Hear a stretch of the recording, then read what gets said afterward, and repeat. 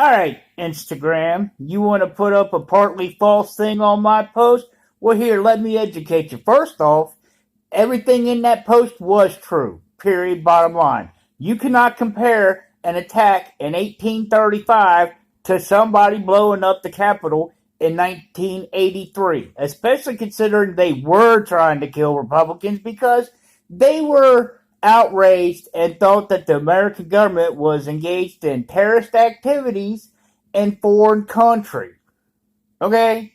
And the fact that the one girl, Sue Rosenberg or whatever her name was, did get it in prison meant because they caught her with guns and explosives and they tied her to a bunch of bank robbery or armored car robberies and everything else. And yes, she was pardoned by Clinton on his last day in office. Oh, and by the way, if you're going to use a thing to counter, like say, oh, that's partly false, and the first actual domestic attack on the Capitol was during the War 1812.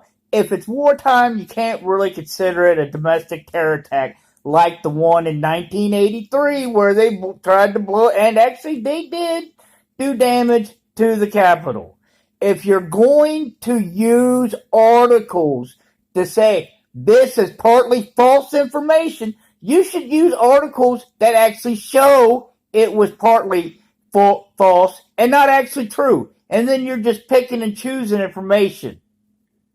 You need to do better. You need to really get your head out your butt and just, oh, well, he said it was the Democrats, it was the left, we got to help them and cover it up. Because that's all you're doing. That's all you're doing. You know? And the whole, it's bullshit. And it makes no sense. You're not getting nowhere. Okay?